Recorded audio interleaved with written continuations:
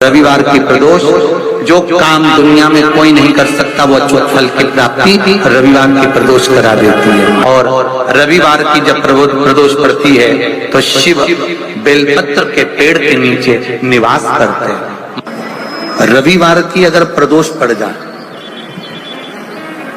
कौन से दिन? रविवार की प्रदोष के दिन ये प्रयोग अवश्य कर देखिएगा।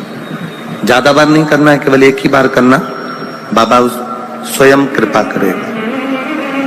अपने मंदिर में अर्थात अपने घर के पास कोई मंदिर हो, शिवालय हो, देवालय हो, जहां शंकर भगवान विराजमान हो, शिवलिंग हो, ऐसी जगह पर अवश्य करें। हमें कहीं दूर जाकर ये प्रयोग नहीं करना है। अपने शिवालय, अपने जो घर के आसपास में शिवालय हो वो। एक बेलपत्र अशोक सुंदरी वाली जगह। अब उसको अशोक सुंदरी की जगह पर भी चढ़ाने का तरीका क्या है? ये शिवलिंग है, ये जलाधारी है, ये जल बहता है, बीच में जो मोटी सी लाइन है वो अशोक सुंदरी का स्थान। ये जो भाग है षडानंद कार्तिकेय गणेश जी और कार्तिकेय जी का। जलाधारी मतलब माता पार्वती जी का हस्त कमल। शिवलिंग मतलब भगवान शंकर का स्वरूप। ऊपर से जो बूंद बूंद पानी इस पर गिरता है वो शंकर भगवान की 5 लड़कियां, जया, विषहरा, शामलीबारी, दौतली और देव।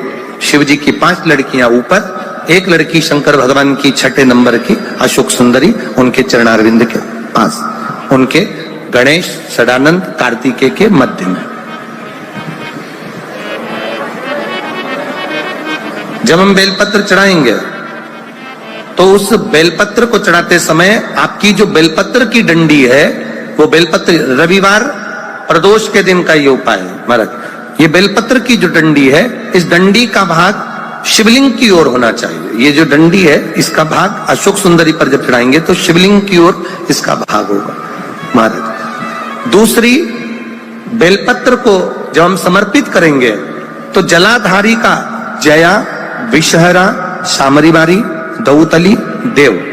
मान लो जलाधारी ऊपर नहीं है शंकर जी के, तो उसका स्मरण कर 5 कन्याओं का नाम लेकर जया, विषहरा, शामलीबारी, दौतली, देव, इनका स्मरण कर शंकर भगवान के शिवलिंग पर बेलपत्र रखेंगे। बेलपत्र कहाँ रखना है? आप अगर यहां बैठे हो तो आपके विपरीत में डंडी का मुख होना चाहिए। ये बेलपत्र की जो डंडी है इसका मुख आपके विपरीत में हो। आप यहां बैठे हो तो डंडी उधर होगी, आप इधर बैठे हो तो डंडी का मुख इधर होगा, आप उधर बैठे हो तो डंडी का मुख इधर होगा। आपके ठीक विपरीत की ओर डंडी का मुख हो। ये 2 जगह बेलपत्र समर्पित करने के बाद तृतीय बेलपत्र शिवलिंग की जो जलाधारी है, जहां पर भगवान शंकर का शिवलिंग रखा है, वहां स्पर्श कराकर, केवल छुआना है, स्पर्श कराकर बेलपत्री के पेड़ के नीचे ही कोई कंकर हो, कोई शंकर हो या कोई मिट्टी का ढेला हो, नी हो, तो वहीं मिट्टी को थोड़ी सी ऊंची कर एक बेलपत्र बैठकर इस बेलपत्री की डंडी जड़ की ओर, मतलब जो वृक्ष होता है उस ओर इस डंडी का मुख होना चाहिए। ये 3 रविवार के प्रदोष के दिन शंकर भगवान पर चढ़ाई गई बेलपत्र से हमारा गया हुआ धन भी पुनः आने का रहता है और हमारा जो व्यापार बार बार बंद हो रहा है, शिव की कृपा से एक बार चालू तो चालू हो ही जाता है।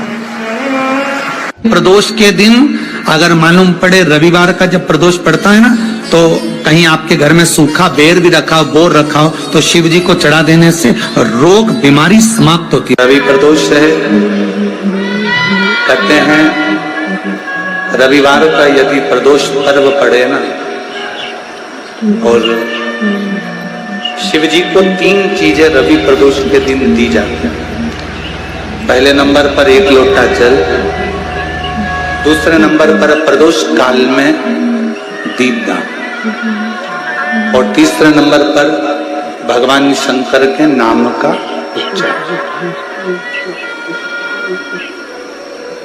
पंचाक्षर मंत्र या षडाक्षर मंत्र या श्री शिवाय नमस्ते। किसी भी प्रदोष के दिन एक धतूरा यदि हम शिव जी पे चढ़ा रहे हैं, एक चावल का दाना अशोक सुंदरी वाली जगह पर चढ़ा रहे हैं और अपना हाथ उस चावल के दाने पर रखकर चंद्रशेखर चंद्रमौलेश्वर महादेव के नाम का उच्चारण कर रहे हैं। श्री शिवाय नमस्तुभ्यं, श्री शिवाय नमस्तुभ्यं उच्चारण कर रहे हैं, दिल से प्रार्थना कर रहे हैं, निवेदन कर रहे हैं, नमन कर रहे हैं, बाबा को अपने मन का भाव कर रहे हैं। तो वो 3 महीना तो बहुत दूर है, मेरे बाबा ने अगर कृपा करी तो 3 महीने में मेरा बाबा करुणा करना, दया करना प्रारंभ कर दे। चंद्रशेखर चंद्रमौलेश्वर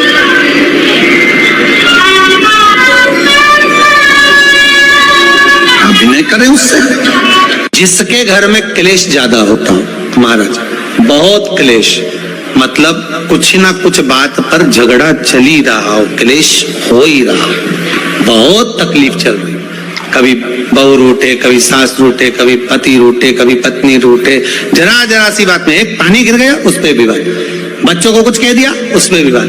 तो ये जो बेलपत्री की ये जो भाग होता है, इस बेलपत्री का जो डंडी का जो भाग होता है, इस भाग को, बेलपत्री की इस भाग को महाराज ऐसी कैसी बेलपत्र, बस ये भाग को बेलपत्री के वृक्ष के नीचे शहद लगाकर इस पत्ती पर ऐसे ही बेलपत्री की जड़ में उस भाग को लगाकर या रख के आ जाइए। केवल एक ही बार करना, किसी भी प्रदोष पर कर लेना महाराज।